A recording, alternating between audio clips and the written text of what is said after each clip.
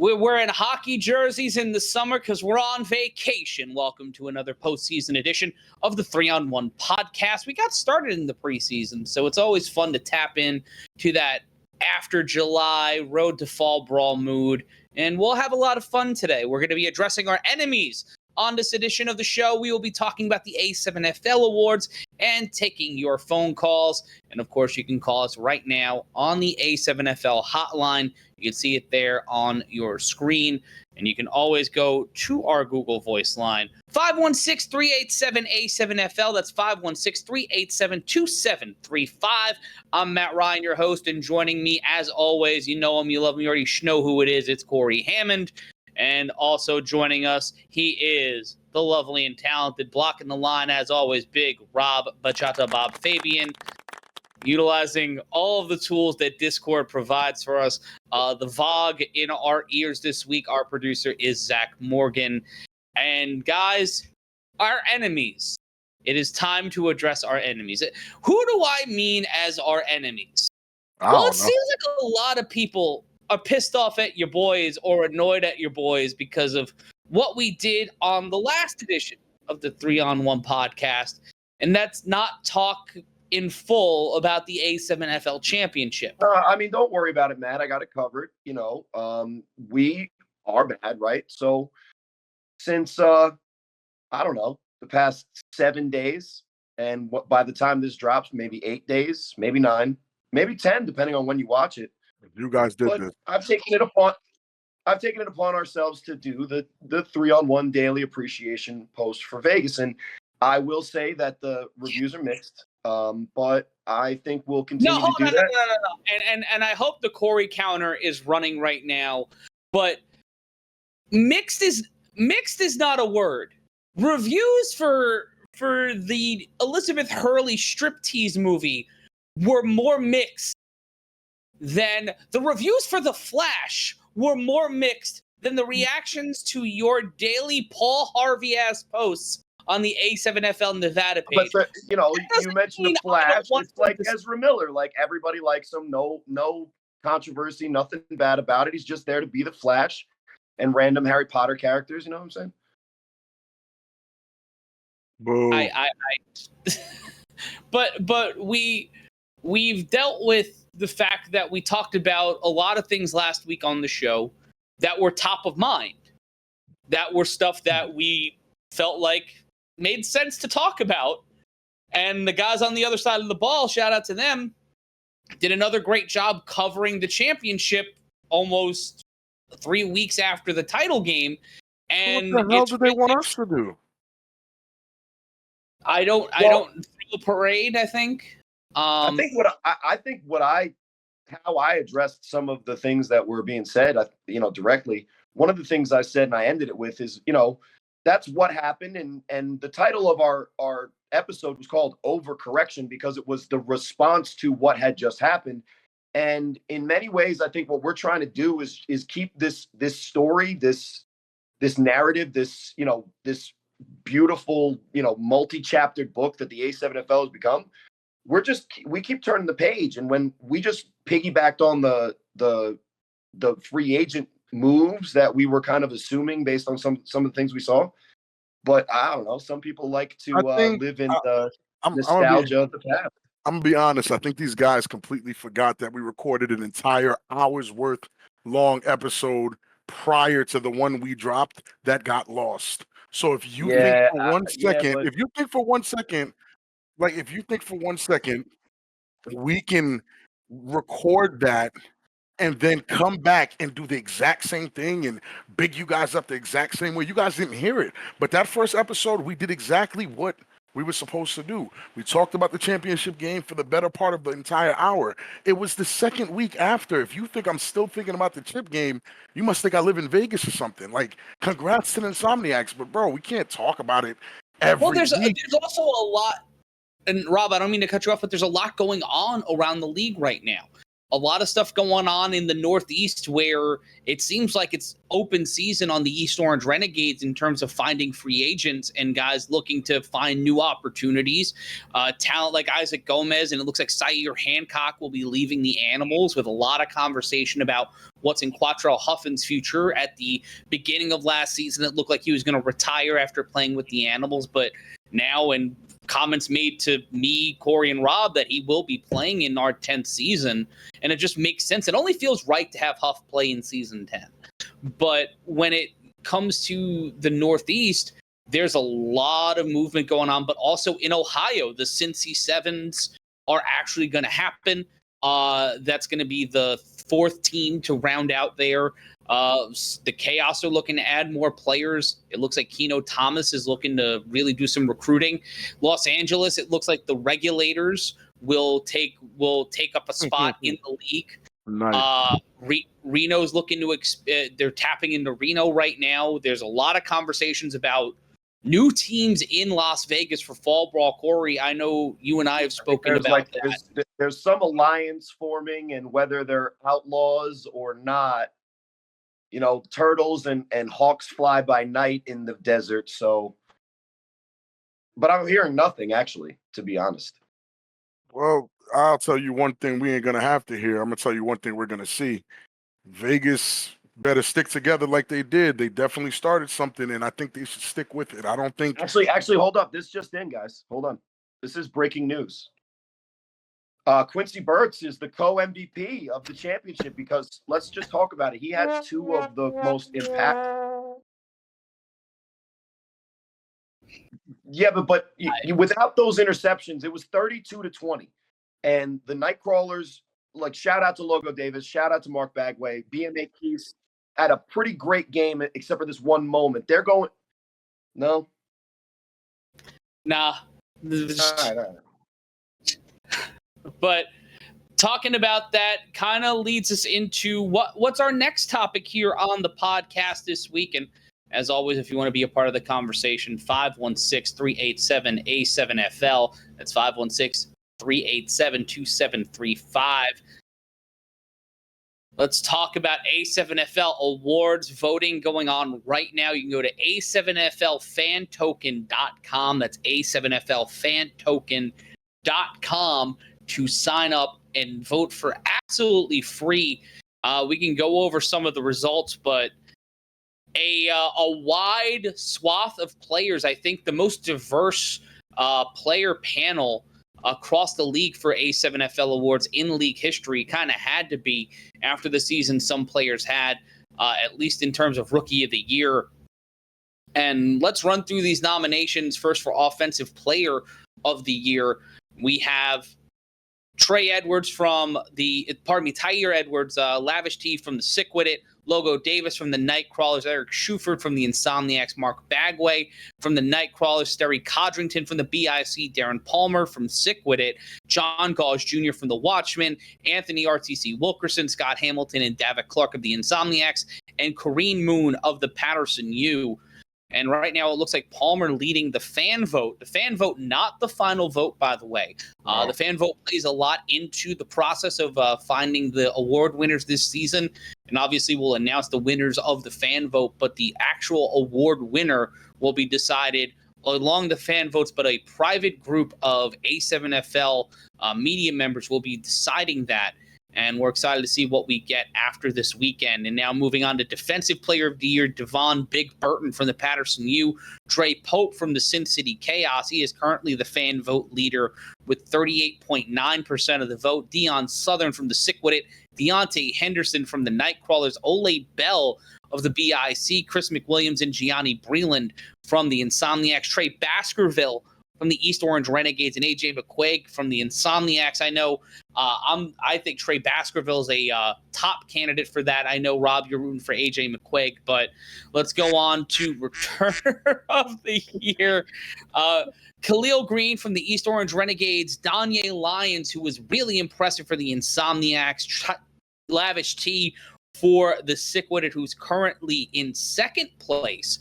Trey Robinson from the Insomniacs, BME Keese from the Nightcrawlers, Savion Cunningham, a big favorite in that award from the OTT, and Ashante Worthy leading the fan vote right now with 28% of the vote from the Trenton. I mean, you could have watched one play, the first and only play of our season, and you could vote on that award, right?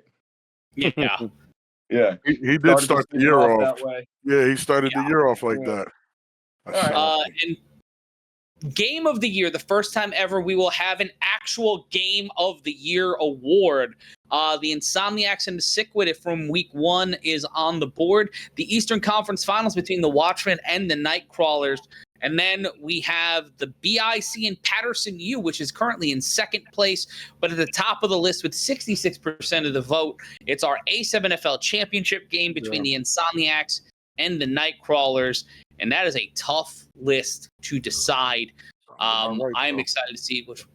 I think the championship probably is the obvious answer, but the BICU game was right up there in terms of great games this season and in league history.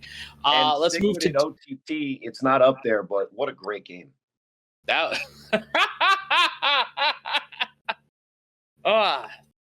been a batting practice that was more competitive.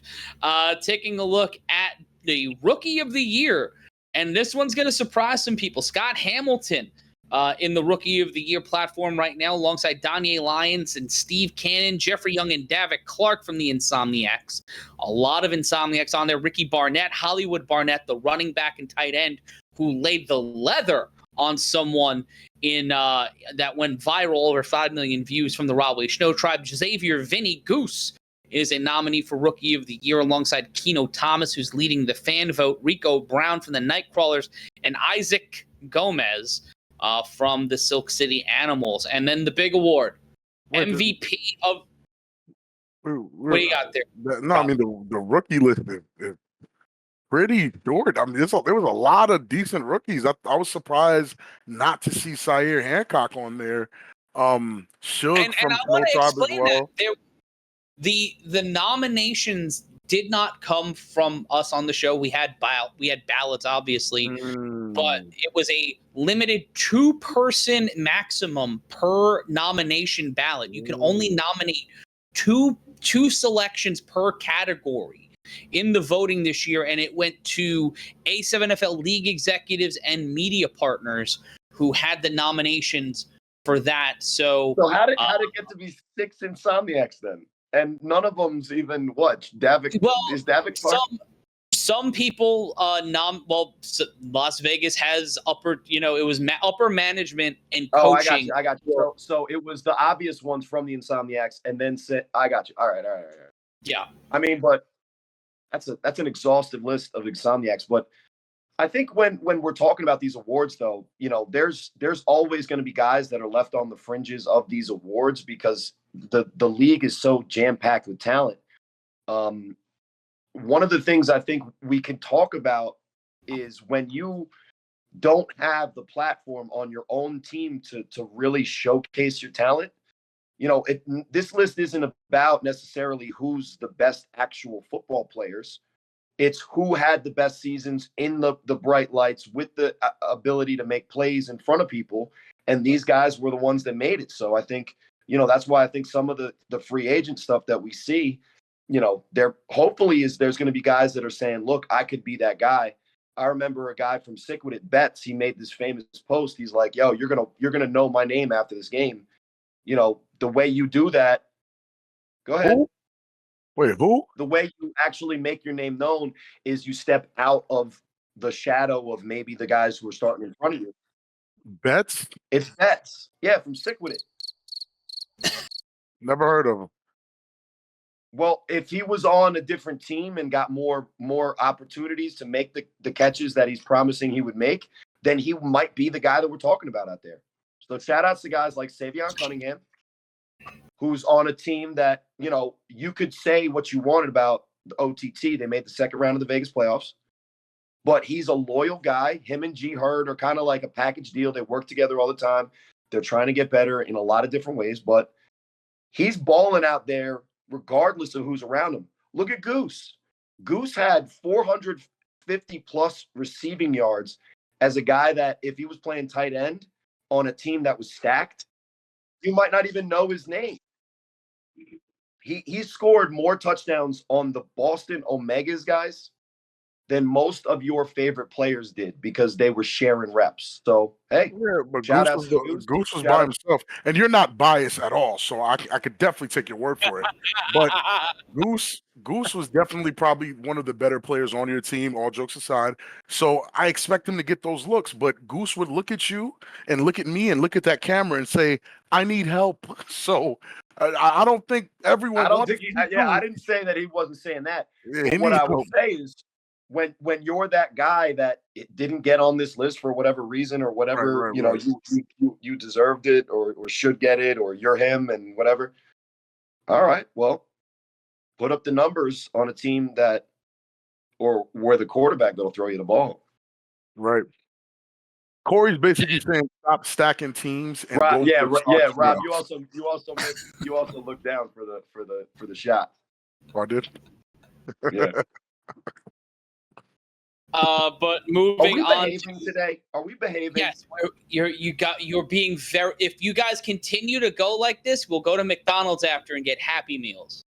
All Should I be right. worse then? Yes, sir. McDonald's. Robble.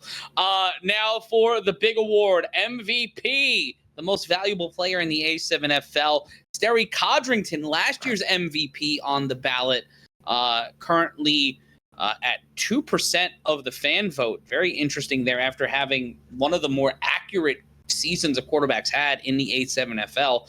Quattrell Huffin of the Silk City Animals, currently the fan vote leader with nearly 40% of the fan vote. The Trenton BIC's Ashante Worthy on the board. John Gauge Jr. is a nominee as well. Las Vegas Insomniacs seeing Trey Robinson, Kenny Mack, RTC Wilkerson, and AJ McQuaig on the ballot. And the Nightcrawlers having Logo Davis and Mark Bagway. And no Ohio nominees, interesting there, for the most valuable player in the league. But shout out They're leading to the defensive player of the nominators. year. Dre Pope's got 5 picks on the season, 2 for touchdowns, Rob. And they barely played like 6 quarters? But in regards to MVP, people are going to call us bias more than likely, and as we think, my opinion is Quattrell Huffin proved he was the most valuable player in the league because without him, the Silk City Animals don't start the season the way they started it. They don't have the ability to match up in playoff games. We saw them with Huff not at 100% against the DC Buzz team that was ready for a fight. They gave him a game, and the Buzz were revealed to be paper lions heading into the rest of the season in terms of other competition.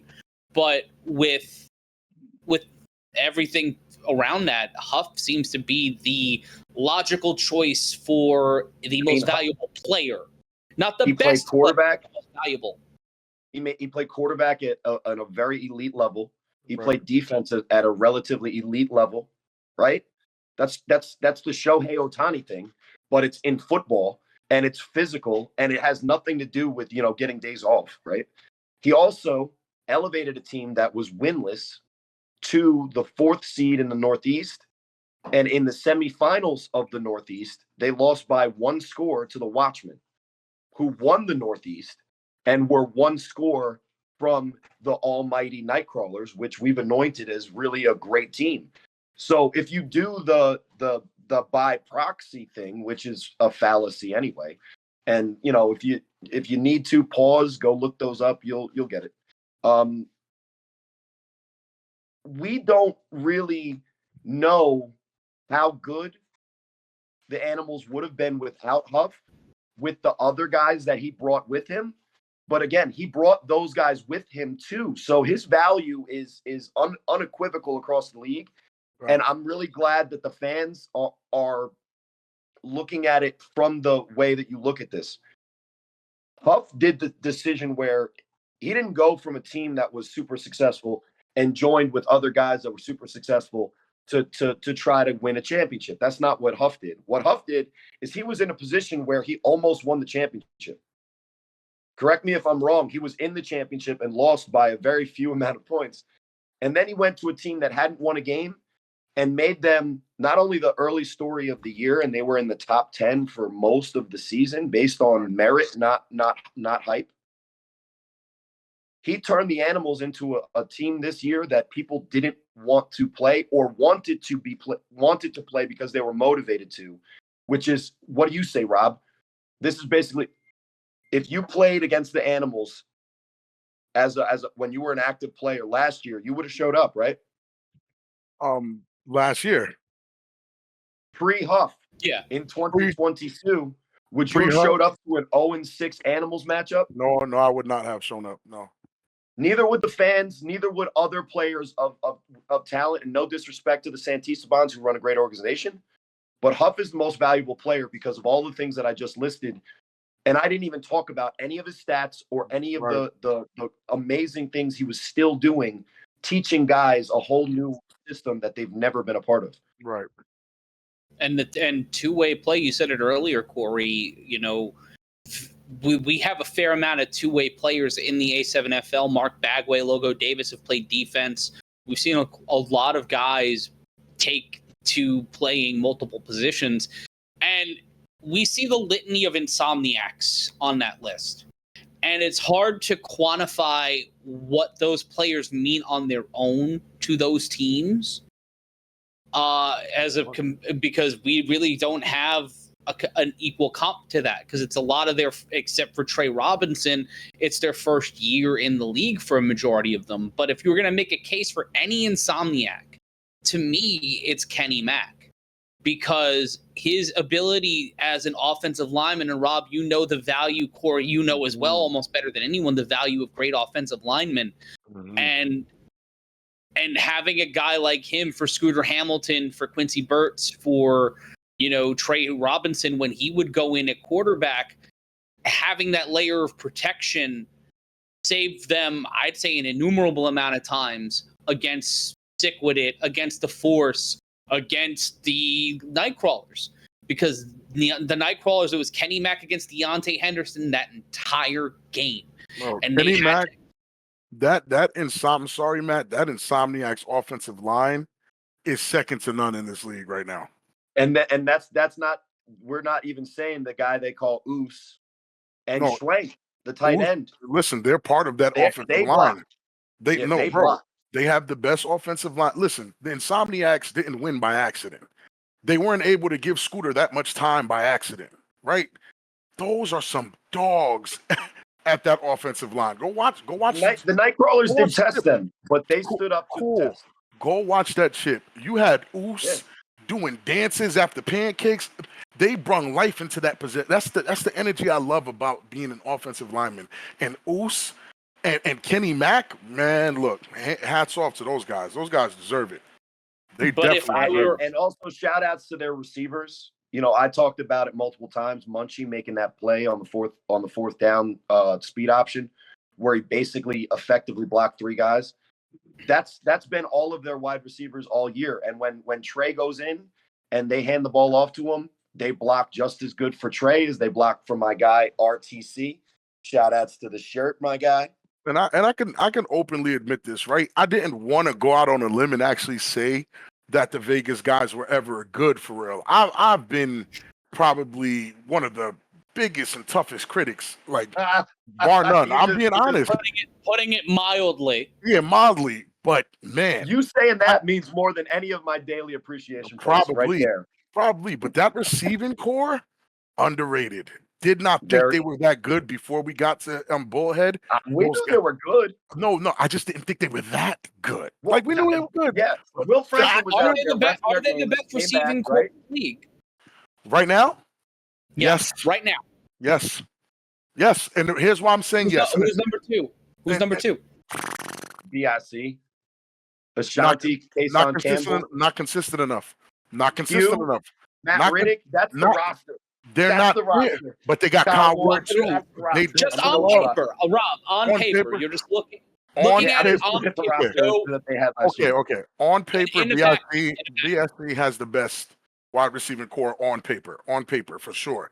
Let's just document it real quick, because it's crazy. Ashanti, Kason Campbell, No, they Matt know Riddick, Corey. They're Hugh fans. Bell. They're fans, Corey. They know. We don't got to list the names. They're not gonna like you. They're Just not gonna reminding like you. you. Listen, Kyle they're not gonna Ward, like you anymore if you say their Kyle name. Ward I was promise. 5. I said Kyle Ward 5th. Yes, but Kyle Ward was at a flag game, so yeah. Anyway, well, their effort level isn't what we're talking about. Yeah, that's not what. That's why I'm not really trying to mention people's names, because you got to actually be there. So on paper, yes, BIC has the best receiving core, but no, second. Because guess what? On paper, he actually on paper. Yeah. Yes, on paper, BIC has the best. I don't know. But out there watching right now, Insomniacs, Nightcrawlers, BIC, the U Watchmen. Sickwit's receivers are up there too, though. Sickwit's receivers all healthy. We've never got to. Let's be honest. We've never got a chance to see them pass the team that was kicking their ass all year. It's hard. It's very not hard. All year. The first week was bullshit. They lost to them twice. Listen, bro. They lost to them twice. I can't really talk about teams that are not the Insomniacs. It's very tough, but this is the monster that we're dealing with, right? I'll do it. You don't have to. Yeah, I won't. So when I saw that receiving core, I really had to reevaluate what I thought about them, because again, seeing these guys in person versus, watching clips and all this other, I'm like, man, these guys are mid. Watching some of their routes, watching how fast they were, watching the Nightcrawler guys, battle to keep up with them with speed, getting smoked. Some of these guys are getting cooked.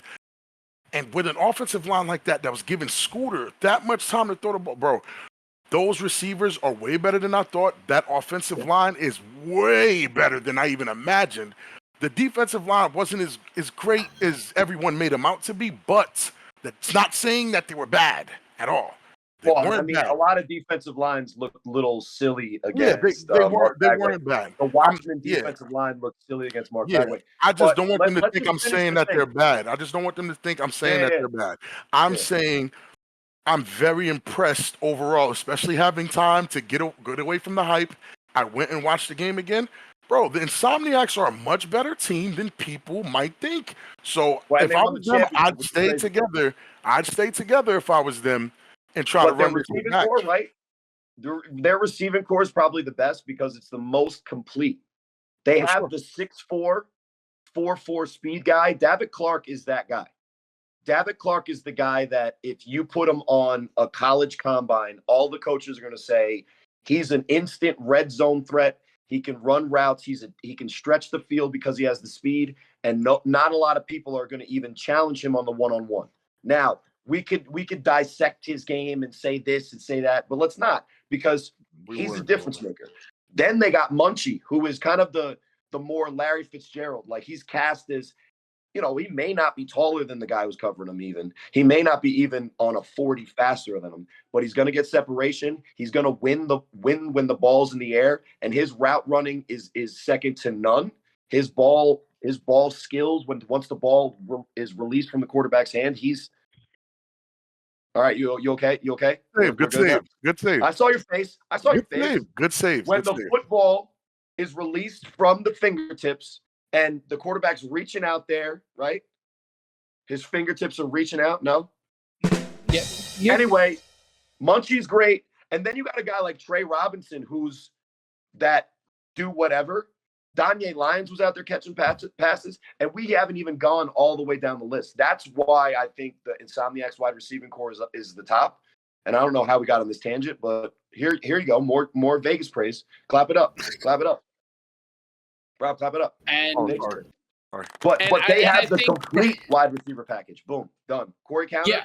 One of the things that we're going to be doing on the show is go into our voicemails. That's 516-387-A7FL. That's 516-387-2735. And we've got this first call. And how about we play that VOG? Hello. My name is unimportant. Vanilla Vic seems to have the momentum of a runaway freight train. Why was he not nominated for Rookie of the Year, MVP, and why aren't all the other teams trying to sign him? Who the hell is Vanilla Vic? All right, Matt, can I just take this one, please? Please, please. All right. So, because it's been an issue of mine all season, and we can't get this rectified, I've done extensive research into the Vanilla Vic thing. His name is Jordan Davidson. He has exactly 3 good plays all season for the quarterback of the Olentangy Volcanoes. He is lefty, and he happens to be a Caucasian young man. The Vanilla Vic thing needs to stop because A, vanilla, not purely a white substance. B, Vic, one of the greatest quarterbacks of all time. Lefty or not, officially from now on, Jordan Davidson, milk.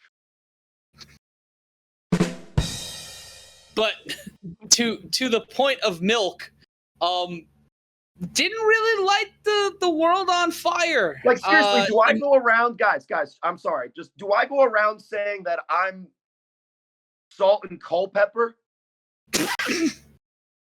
No. You didn't say that. You did not just call yourself.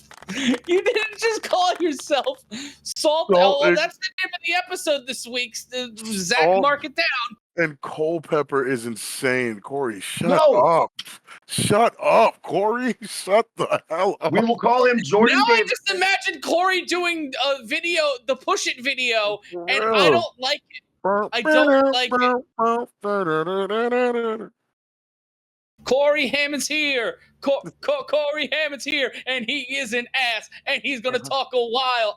No. Cory fucking talks. Cory. Yeah, I didn't even know who the hell Vanilla Vic was, bro. I'm gonna be honest.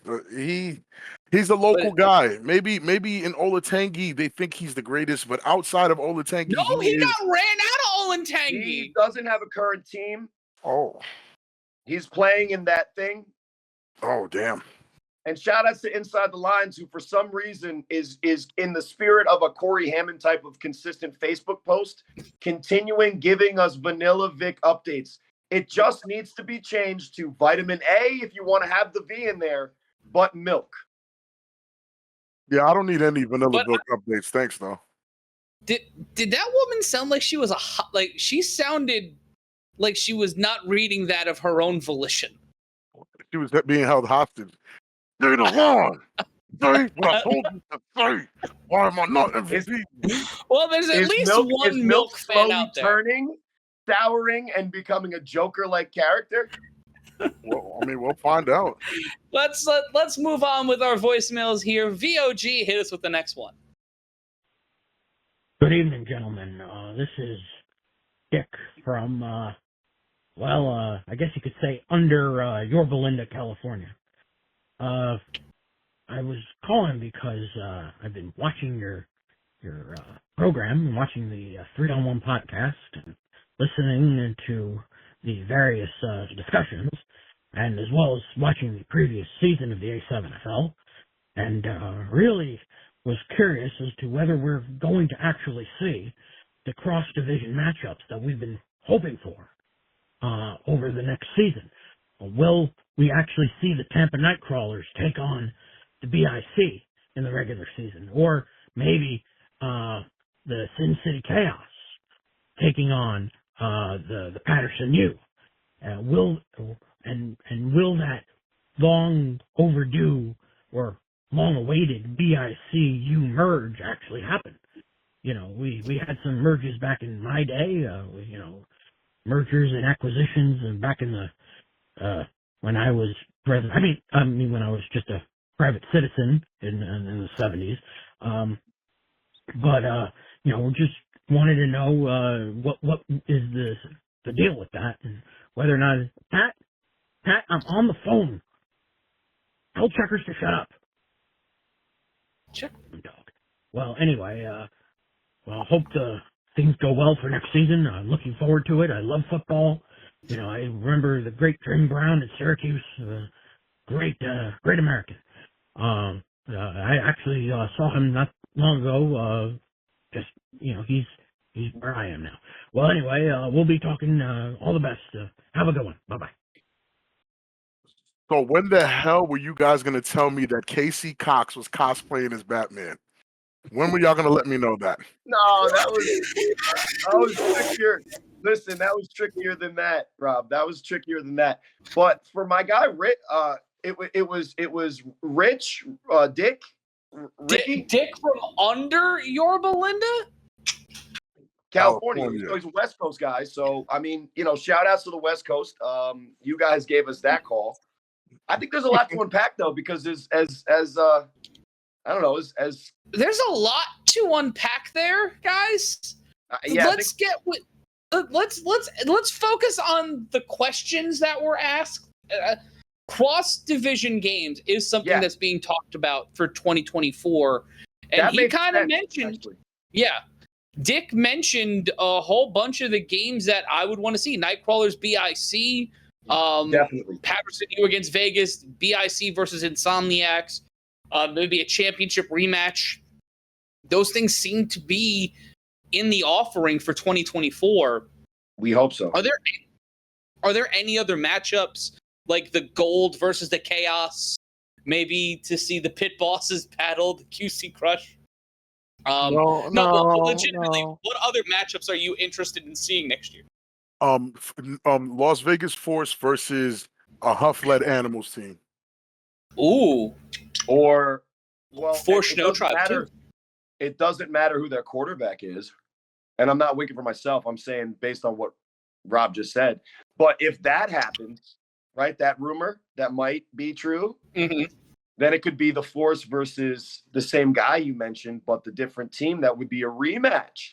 And they wanted that all last year, right? Like, that would be cool. They both sides wanted that very much. And I think Sick With It really wants to have their validity tested, because the only real test that they could say, yes, this is the test that we took, was against the Insomniacs. And week 1, really tight game. The championship, momentum is a crazy thing. A lot of good teams sometimes will lose games, and it's not, so if the Sick With It had a chance, I think that they could call their shot. And if they won any of the games against the Watchmen, against BIC, against the U, even against the Animals with Huff or whoever with Huff, if Sick With It came out and beat a team like that, I think that they could get what they. You know what you got to love about Cory? That is not what Matt asked him at all, and he's just gone. He's just like, he's out of there. He asked you what asked you what matchup would you like to see? Yeah, no, because Cory clarified it. He just gone, and I'm like, himself a question. Right, and I'm just like, okay, Sick With It. You mentioned Sick With It, right? Sick With It. I would like to see Sick With It Snow Tribe. That's a very interesting game. No, because then we don't know. You just hate Snow Tribe. No, we do know. This is the thing. The litany test. The litany test is not the litmus test is not putting all these teams against BICs and the U's, and no, there are other teams, Renegades, a full staff Renegades team against a Force, a Sick With It versus the Snow Tribe, because we know Snow Tribe is a tough team. They're gonna come with a little bit of a chip on their shoulder and be like, we're not losing to a Vegas team. Those types of games I would love to watch. In that game? Who would be the favorite in the Sick With It Snow Tribe? I'm Jersey biased. I'm gonna say Snow Tribe. You can't I would ask say Sick and whatever. I'm obviously not Snow Tribe, but what would you say, Matt? It depends on where they're playing. I think there's a home field advantage either way. How about way. Olentangy with my guy Milk? With the white padded walls. No, that they. It's not that. Like, he played football in front of like contractor paper or contractor It was weird. That was weird. That was weird. Odd, but it's also that, and apparently he doesn't have a team, but the team that he goes to, he's bringing an NFL wide receiver, I heard. Well, that's all we've got in terms of voicemails. 516-387-A7FL. That's 516-387-A7FL if you want to call. But on top of the other business, go to A7FLFantoken.com. That's A7FLFantoken.com. Or check the link in the episode description, whether you're listening to us or watching us on the A7FL YouTube channel. Be sure to rate, review, and subscribe on every podcast platform where we are available. And also be sure to rate, review, and subscribe on YouTube. And be sure to check us out on caffeine.tv. We got over 6 million views so far from the games we've had up there this season. So big things popping with our friends over at Caffeine. We have 2 more years on DAZN internationally, so we're excited to go back there next season. And can't forget about the merch. Get yourself a Run Matt Run t-shirt. Get yourself a Huss Huss shirt or an I'll Try Cory Hammond t-shirt, and also the official A7FL Championship t-shirt at tinyurl.com/A7FL merch. That's tinyurl.com/A7FL merch. And folks, for all of us here on the podcast, for Big Rob, Fabien, and Cory Hammond, next week we might be on location. That's right, we might be taking the podcast on the road. More info on that on our social media or just whenever the episode comes out. But be sure to follow us. Be sure to keep listening, keep watching, and keep enjoying this dumb content we throw at you every week, because it's an excuse for 3 friends and our producer, who's also a friend, to talk to each other and curse technology and all of its evils. But for Big Rob, Fabien, and Cory Hammond, I'm Matt Ryan, reminding you as always, don't be an asshole. I'll try.